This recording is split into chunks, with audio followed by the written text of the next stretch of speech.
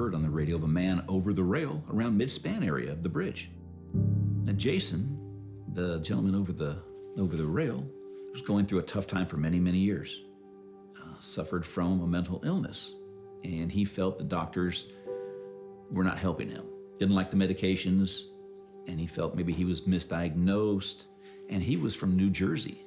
So he flew out to the bridge 3 times to do this. And I asked, well, Jason, why this bridge? Why the Golden Gate? You know what? This will get the job done.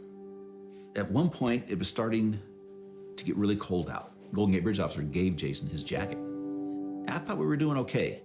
But at one point, Jason gave the jacket back. After that, Jason just kind of stood erect and leaned to his right and was gone. And I know that when someone gets to that level, that it's very, very difficult to get through to them and to get them to come back. But we have to try. And I think a little piece of me dies with them, too.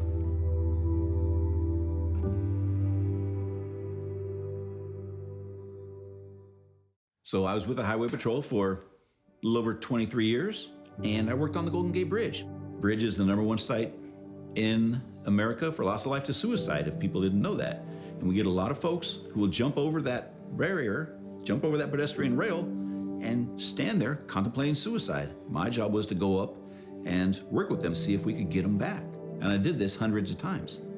I think anybody that goes into that area should be trained to handle these type of incidents. I was disappointed. That's somebody's life. So I go in at the end of the night, and the sergeant's in their office, and I say, hey, Sarge, you got a minute? Can I tell you about this? And he goes, yep. He goes, that's what happens down there. Unfortunately, that's part of working down there.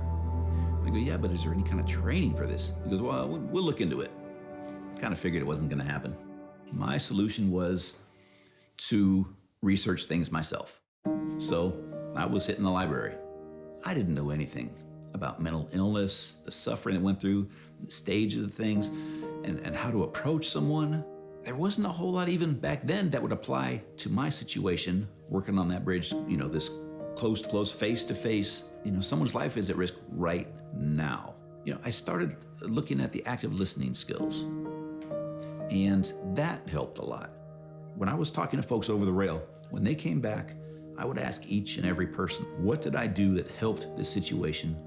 And what did I do that wasn't so hot, that hurt this situation? And so they would tell me, and I would always write things down. It took a lot of courage to go over that rail. Personally, I think it takes even more courage to come back. And there's a lot of dignity in that also. My grandfather lost his life to suicide. I never met him, but who knows what we could have been. Knowing that mental illness could be in the family, and I didn't see the things that were occurring to me until I actually went to a routine physical with my doctor, and he looks at me, he goes, Kevin, he goes, you have depression. So I thought if I'm experiencing these things, if I can help somebody else through a very, very dark time, I'm gonna do my darndest to try and do that.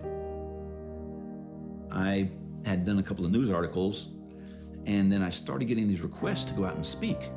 Could I make a bigger impact by going out by myself and telling these things that I've witnessed and things that have occurred to me? I wanted to show folks in a relatively easy way that if we see somebody hurting, struggling, that how can we approach and talk to them so we can have the courage to do that, but also make them feel at ease. I like getting up on stage and talking to folks, but after that, to get to talk to people. That is my kind of my therapy, the thing that I like to do. You may just be the turning point that they need. I'm amazed at the things that I've told folks that have occurred in my life that I thought, wow, you know, I could lose my job with this mental illness. I could lose friends, all these different things. None of that. Gained friends from all around the world. And I tell folks, I go, you don't see this big smiley face. I'm too many years of being a cop, but inside it's like this big yellow happy smile thing. If I could rip this off, you see it, so it's okay, come up and talk. One person wrote, I tried killing myself a year back, and trust me, I wish I had you next to me, Kevin. I know in that moment, all we need is someone to understand we are in pain. I had no one with me, no parents, no love, no friends. Kevin, I stand up and bend my head in respect for you. Don't give up, and I won't too. It's really good.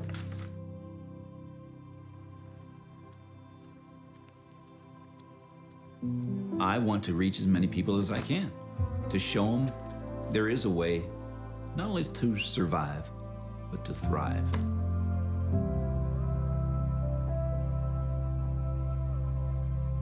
People say, Kevin Briggs, you've saved so many people on the bridge.